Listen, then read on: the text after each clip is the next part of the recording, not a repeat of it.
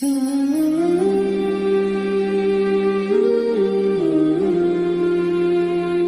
अलैकुम वरहमतुल्लाहि वबरकातुहू।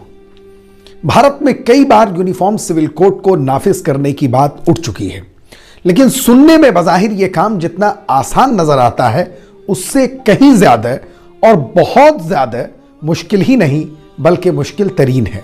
कैसे? आज के इस खास पेशकश में मैं आपको आसान जुबान में बताऊंगा। यूनिफॉर्म सिविल कोड अकलियतों से ज्यादा अक्सरियती तबके के लिए तबाहकुन होगा। कैसे? ये भी बताऊंगा। साथ ही इस खास पेशकश में आपको एक दिलचस्प खुशखबरी और मुस्बत पैगाम भी दूंगा। पेशकश को आखिर तक देखिए और इस खुशखबरी को अपने दोस्तों के साथ भी शेयर कर दीजिए। आइए सबसे पहले यह जान लेते हैं कि इस बार यूनिफॉर्म सिविल कोड का मुद्दा कब और कैसे उठा। यूनिफॉर्म सिविल कोड यानी यकसा सिविल कोड से मुताल्लिक प्राइवेट मेंबर बिल 9 दिसंबर को राज्यसभा में हंगामे के दरमियान पेश किया गया। बीजेपी के रुकने पार्लियामान करोड़ी लाल मीना ने इस बिल को पेश किया, जिसके हक में 63 वोट पड़े और खिलाफ में 23 वोट। इस बिल में मुतालबा किया गया है कि मुल्क में यूनिफॉर्म सिविल कोड नाफिज करने के लिए एक national inspection and investigation commission यानी कौमी मुआयना तहकीकात कमीशन बनाया जाए। जब बीजेपी के रुकने पार्लियामान यकसा सिविल कोड से मुताल्लिक प्राइवेट मेंबर बिल पेश कर रहे थे तो Congress, Samajwadi party, RJD, NCP और तृणमूल कांग्रेस समेत कई पार्टियों ने इसकी शदीद मुखालिफत की थी और सबों ने मुत्तफिका तौर पर यह कहा था कि मुल्क में मौजूद मज़ाहिब की अलग अलग रिवायात को फरामोश नहीं करना चाहिए।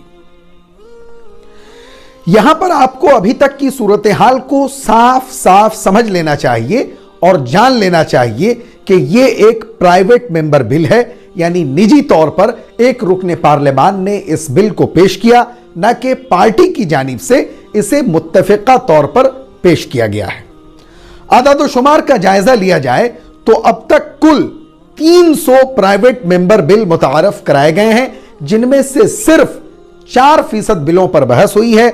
96% बिल्स बगैर किसी डिबेट के खत्म हो गए। कुल मिलाकर ताहाल 300 बिलों में महज 14 बिल्स पार्लियामान में पास हुए हैं। आइए अब सीधे सीधे यह समझने की कोशिश करते हैं कि जमहूरी हुदूद व क़ुयूद के अंदर रहते हुए इस बिल को जमीन पर उतारना कितना मुश्किल है, जबकि वोट बैंक की खातिर सियासत की रोटी सेकने के लिए इस किस्म के लाहासिल बिल्स को चर्चे में लाकर लोगों के जहन को इधर उधर भटकाना कितना आसान है। यूनिफॉर्म सिविल कोड, यकसा सिविल कोड या एक देश एक विधान अगर हमारे दस्तूर की मांग है तो फिर दस्तूर में कानून बनाने के लिए 3 मुख्तलिफ प्लेटफॉर्म्स क्यों मुख्तस किए गए? भारतीय आईन के मुताबिक यूनियन लिस्ट, स्टेट लिस्ट और कॉन्करेंट लिस्ट 3 मुख्तलिफ प्लेटफॉर्म्स हैं जिन्हें मुल्क में कानून बनाने का इख्तियार है। यूनियन लिस्ट के तहत पार्लियामान को कानून बनाने का इख्तियार हासिल है, स्टेट लिस्ट के तहत रियासतों को कानून बनाने का इख्तियार हासिल है और कॉन्करेंट लिस्ट के तहत पार्लियामान और रियासत दोनों को कानून बनाने का इख्तियार हासिल है। इसके बावजूद अगर हुकूमत मुल्क में मरकजी निज़ाम हुकूमत यानी सेंट्रलाइजेशन लाना चाहती है तो यह साफ तौर पर हुकूमत की अपनी पसंद और चॉइस पर मुनहसिर है, लेकिन हकीकतन यह मुल्क के आईन के विजन और नजरिए के खिलाफ और बरअक्स है। हां, हुकूमत चाहे तो कानून में तरमीम कर सकती है। कानून को पुरअमन फिजा में जमीन पर उतारने के लिए रियासती असम्बलियों के इख्तियारात खत्म कर दिए जाएं और तीनों लिस्ट मिलाकर एक लिस्ट बना दें और वाज़ेह कर दें कि कानून बनाने का इख्तियार सिर्फ और सिर्फ पार्लियामान को हासिल होगा। ताहम यह करने से पहले आईन की दफा 371 के तहत जिन रियासतों को खुसूसी आईनी हैसियत हासिल है उसे खत्म करना होगा। भारत में जिन रियासतों को खुसूसी आईनी हैसियत हासिल है उनमें नागालैंड, मिजोरम, आसाम, गुजरात, आंध्र प्रदेश, सिक्किम वगैरह काबिल जिक्र हैं। आईन साजों ने संविधान निर्माताओं ने कॉन्करेंट लिस्ट में पर्सनल लॉज की एंट्री रखी है। इसका मतलब यह है कि मरकज और रियासत पर्सनल लॉज पर अलग अलग कानून बना सकते हैं। बेशक उनके कानून में अगर टकराव या तजाद होगा तो मरकज का कानून माना जाएगा। मुल्क में एक देश एक विधान का नारा बुलंद किया जाता है और यह दावा किया जाता है कि इससे मुल्क मजबूत होगा और नेशनल इंटीग्रेशन यानी कौमी यकजहती बढ़ेगी। यहां पर आपको अमेरिका की मिसाल लेना चाहिए। अमेरिका में 50 रियासतें हैं और तमाम रियासतों का कानून मुख्तलिफ है, अलग अलग है। क्या अमेरिका कमजोर है? क्या उनके यहां नेशनल इंटीग्रेशन नहीं है, एकता नहीं है? संविधान और लॉ से अगर यूनिटी आती तो यह कहा जा सकता था कि तमाम कवानीन को खत्म करके लाखों दफात का एक कोड बना दिया जाए, मुल्क में इत्तेहाद कायम हो जाएगा। दस्तूर में फंडामेंटल राइट्स यानी बुनियादी हुकूक और डायरेक्टिव प्रिंसिपल्स यानी रहनुमा उसूल दोनों को अलग अलग तकसीम किया गया। डायरेक्टिव प्रिंसिपल्स पब्लिक पॉलिसी हैं। दस्तूर का तकाजा यह है कि मुल्क में अमन व अमान बहाल रखने के लिए लोगों को बुनियादी हुकूक हासिल होना चाहिए। आर्टिकल 44 या आर्टिकल 48 पर बात होनी चाहिए, लेकिन आप भी सोचिए और मैं भी सोचता हूं कि क्या सिर्फ यही दफात डायरेक्टिव प्रिंसिपल्स हैं? आर्टिकल 39 में कहा गया है कि कंसंट्रेशन ऑफ वेल्थ नहीं होगा, लेकिन हो क्या रहा है? 1% लोगों के पास 77% वेल्थ यानी दौलत है। अब मैं, आप, हम सब मिलकर यह जायजा लें कि आलमी वबा कोरोना वायरस के पेश नजर मुल्कगीर लॉकडाउन के दौरान किन की आमदनी में इजाफा हुआ है। एक बार फिर कोरोना वबा के फैलने की खबरें आ रही हैं। अगर फिर से लॉकडाउन लगा तो जहन में रखिए और जायजा लीजिएगा कि किन के इनकम में इजाफा होता है। लेकिन इस पर न तो बहस होती है और न ही इस पर कानून बनाने की बात होती है, जबकि दस्तूर में यह बात वाज़ेह तौर पर मौजूद है कि the state shall in particular direct it's policy towards this, यानी रियासतों को खुसूसियत के साथ इस पर पॉलिसी बनाना चाहिए। जबकि आर्टिकल 44 में जिस लफ्ज का इस्तेमाल हुआ है वो है इंडेवर, यानी कोशिश करेगी। इस इंडेवर को अगर और वाज़ेह तौर पर समझा जाए तो यह सवाल गलत नहीं होना चाहिए कि इस सिलसिले में क्या कोशिशें की गई हैं, इसका कैसा मजबूत प्रोपोजल तैयार किया गया है कि यह होगी यूनिफॉर्म सिविल कोड, इसकी ब्लूप्रिंट कहां है और वो ब्लूप्रिंट कब बना। जब हुकूमत को हिंदू लॉ में तरमीम करना था तब सन 1941 में हिंदू लॉ के माहिरीन की कमेटी बनाई गई। जब हिंदू कोड बिल आया तो हिंदू महासभा और हिंदू राइट ने इसकी शदीद मुखालिफत की, इसका जबरदस्त विरोध किया। पॉलीगेमी यानी कसीरुल इज़्दिवाजी की हिमायत में मज़ामीन लिखे गए। जगह जगह भीमराव अंबेडकर के पुतलों को जलाया गया। कहा गया कि अंबेडकर हजारों बरसों से हो रहे दलितों के इस्तेहसाल और शोषण का बदला ले रहा है। उस मौके पर जिन 25-26 स्पीकर्स ने यूनिफॉर्म सिविल कोड पर अपने ख्यालात का इजहार किया, उनमें तकरीबन सबों ने इसकी शदीद मुखालिफत की थी। मुल्क के पहले सदर जमहूरिया डॉक्टर राजेंद्र प्रसाद ने वाज़ेह तौर पर यह कहा था कि अगर उनके पास यह तजवीज आई तो वो दस्तखत करने से इनकार कर देंगे। यहां तक कि भीमराव अंबेडकर का इस्तीफा हुआ। हिंदू कोड बिल को 2 हिस्सों और 3 हिस्सों में तकसीम करके डाइल्यूट किया गया, उसे कमजोर किया गया। हां, यह कहा जा सकता है कि नेहरू से गलती हुई। जिस वक्त हिंदू कोड बिल में तरमीम हो रही थी उसी वक्त एक झटके में तमाम पर्सनल लॉज में तरमीम की जा सकती थी, लेकिन अक्सरियती तबके के कवानीन में तरमीम करना आसान होता है। यह बात वाज़ेह है कि अक़लियतों के अंदर खौफ होता है कि उनके मजहब, उनकी तहजीब और सकाफत और उनके कानून को तहफ़्फ़ुज़ नहीं फराहम किया जाएगा। सन 2018 में लॉ कमीशन से यह तवक्को की गई थी कि एक मजबूत रिपोर्ट पेश करे और यूनिफॉर्म सिविल कोड बना दी जाए, लेकिन जस्टिस चौहान की क़यादत वाली लॉ कमीशन ने कहा कि uniform civil code is neither desirable nor feasible, यानी यकसा सिविल कोड की न जरूरत है और न ही यह काबिल अमल है। यह लॉ कमीशन की रिपोर्ट है।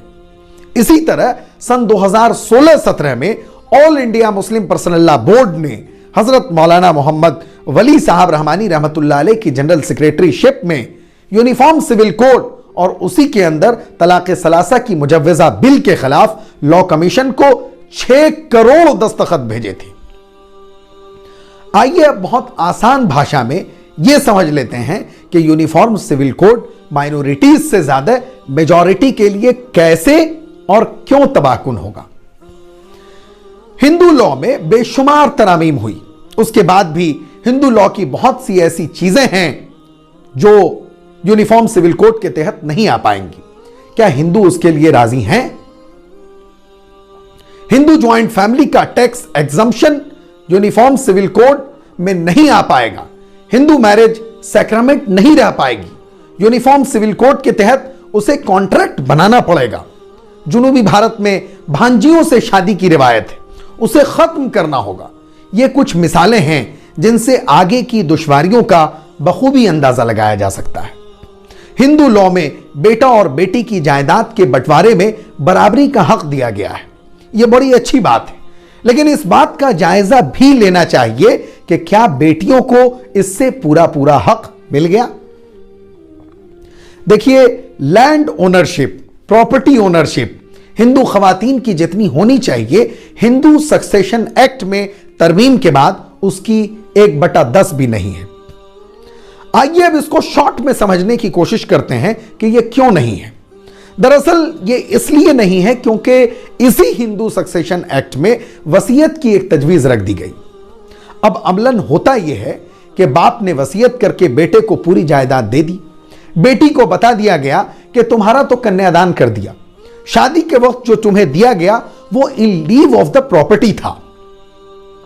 भाई बहनों में किसी किस्म का तनाजो न खड़ा हो, इसलिए बहन किसी किस्म का मुतालबा नहीं करती। इस पर बहुत सारी तहकीकात सामने आ चुकी है।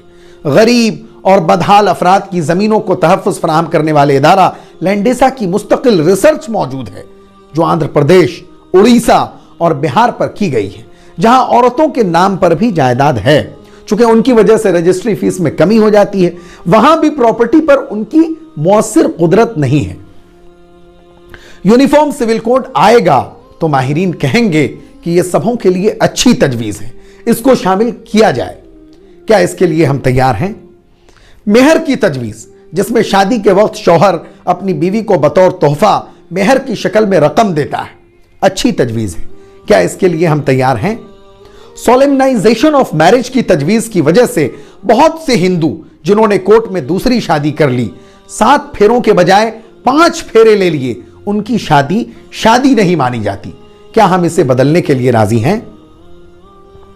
जुलाई 2021 में दिल्ली हाई कोर्ट की एक वर्डिक्ट में यूनिफॉर्म सिविल कोड की हिमायत करते हुए कहा गया था कि मुल्क होमोजेनिटी की तरफ बढ़ रहा है।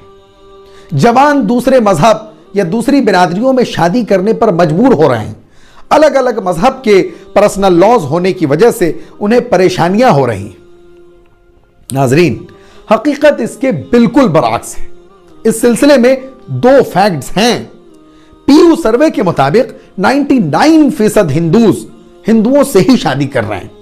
98% मुसलमानों से ही शादी कर रहे हैं, और जो कुछ लोग अपनी पसंद से शादी कर रहे हैं उसके लिए तो मुल्क में मुस्तकिल लव जिहाद कानून बनाने की वकालत हो ही रही है। यूपी, हरियाणा, मध्य प्रदेश वगैरह में मुस्तकिल इस पर कानून बन चुका है। यह बात बिल्कुल वाज़ेह है कि अगर 2 मुख्तलिफ मज़ाहिब के लोग कोर्ट में शादी कर लें तो स्पेशल मैरिज एक्ट लागू हो जाएगा, और वो यूनिफॉर्म सिविल कोड ही है जिसने स्पेशल मैरिज एक्ट के तहत शादी कर ली, उनके ऊपर इंडियन सक्सेशन एक्ट नाफिज हो जाएगा। आइए अब मुख्तसर और आसान अंदाज में यकसा सिविल कोड को समझते हैं, फिर खुलासा और आपके लिए अहम पैगाम। यकसा सिविल कोड या यूनिफॉर्म सिविल कोड असलन एक मुअम्मा है। भारत के आईन में मुल्क में यकसा सिविल कोड लाने की बात की गई है, जिस आर्टिकल 44 का जिक्र मैंने ऊपर किया था, जिसके तहत शादी, ब्याह, तलाक, विरासत और गोद लेने जैसे आइली कवानीन को बिला तफरीक मजहब व मिल्लत यकसा बनाना है। मुसलमान आमतौर पर यकसा सिविल कोड को अपने मजहबी उमूर में मुदाखलत के तौर पर देखते हैं। मुस्लिम पर्सनल लॉ बोर्ड और दीगर मुस्लिम तंजीमों का मौकफ है कि वफाकी हुकूमत की जानिब से यकसा सिविल कोड लाने की कोशिश से मुल्क में खलफशार पैदा होगा और हुकूमत के फैसले की पूरे मुल्क में भरपूर मुखालफत की जाएगी। उनका मौकफ है कि दस्तूर हिंद में सबको अपने मजहब पर अमल पैरा होने का हक हासिल है। नाजरीन, हमारे, आपके और हम सबों के लिए यह समझना जरूरी है कि जब यकसा सिविल कोड के निफाज से अक्सरियती तबके को इतने नुकसानात हैं तो क्या अकलियतों को, माइनॉरिटीज को उसे महज अपनी तरफ मंसूब करना सही है? क्या यह मुनासिब है कि अकलियत इसे खालिस अपने लिए नुकसान का बाइस समझकर मुख्तलिफ सियासी पार्टीज और सियासतदानों को फायदा पहुंचाएं? इन सवालों के जवाबात बड़ी संजीदगी के साथ आपको और हमें खुद से पूछना है। अब रही बात अकलियतों की, तो मुस्लिम अकलियत मुसलमान हैं ही इसी बुनियाद पर क्योंकि वो शरीयत पर अमल करते हैं। शरीयत क्या है? शरीयत का लुग़वी माने है वो सीधा रास्ता जो वाज़े हो, क्लियर हो, साफ हो, या फिर बंदों के लिए जिंदगी गुजारने का वो तरीका जिसे अल्लाह ताला ने तजवीज़ किया और बंदों को इस पर चलने का हुक्म दिया, जैसे नमाज, रोज़ा, हज, ज़कात, जुमला आमाले सालिहा को अंजाम देना और हर तरह की बुराइयों से परहेज करना। लुगत की किताब मुख्तारुस्सिहाह के मुताबिक शरीयत से मुराद वो अहकाम हैं जो अल्लाह ताला ने अपने बंदों के लिए बतौर ज़ाब्ते हयात, जीने का ज़ाब्ता जारी फरमाए हैं। इससे पता यह चला कि शरीयत मुसलमानों के लिए मुस्तकिल एक दस्तूर है, एक कॉन्स्टिट्यूशन है जिसके मुताबिक उसे अपनी जिंदगी गुजारनी है। इसलिए इस मसले में उलझने की जरूरत उन्हें है जिनके पास मुस्तकिल कोई ज़ाब्ते हयात नहीं है। इस पूरे मसले पर मेरी जाती राय यह है कि समाज में बदलाव के लिए कानून का रोल है, लेकिन कानून बहुत अच्छा और बहुत मौसर एजेंट ऑफ सोशल कंट्रोल नहीं है। मुल्क में चाइल्ड मैरिज रेस्ट्रेन एक्ट बना, वो यूनिफॉर्म सिविल कोड था, लेकिन आप खुद डेटा देखिए आज भी कितने चाइल्ड मैरिजेस हो रहे हैं, अंदाजा लगाइए। डॉरी प्रोहिबिशन लॉ बना, वो भी इस्लाह मुआशरा की सिमत में अहम कदम था, वो भी यूनिफॉर्म सिविल कोड था, लेकिन आज भी डॉरी और इस मुकदमे का नाजायज इस्तेमाल कितना और किस कदर है, अंदाजा लगाइए। सिर्फ कानून बनाने से समाज में सुधार और तब्दीली मुमकिन नहीं, पैट्रियार्कल एटीट्यूड में तब्दीली लाना होगा। यह बदलाव आहिस्ता आहिस्ता ही मुमकिन है, लेकिन अगर सबका साथ, सबका विकास वाली हमारी हुकूमत इसके लिए अवामी बेदारी और पब्लिक एजुकेशन को फरोग दे, इस पर निवेश करे, इस पर खर्च करे, तो यकीनन यह मुल्क को आवाम के हक में मुफीद व मौसर होगा। हिंदू कोड बिल में भी पूरा कानून एक कोड में पास नहीं हो सका, बल्कि हिंदू मैरिज एक्ट अलग बना, हिंदू सक्सेशन एक्ट अलग बना, Hindu adoption and maintenance act अलग बना। इसलिए लॉ कमीशन ने वाज़े तौर पर कहा कि अलग अलग कवानीन हो सकते हैं, लेकिन वो सारे कवानीन दस्तूर से मेल खाने वाले हों, कंसिस्टेंट हों। उम्मीद है आप हमारे इस तज्जिए को भी हमेशा की तरह मोहब्बतों से नवाजेंगे। अगर अब तक आप फिक्र नजर से नहीं जुड़े हैं तो फौरन जुड़ जाइए। आप प्लीज अपना बहुत ख्याल रखिए, फिर मुलाकात होगी। शुक्रिया।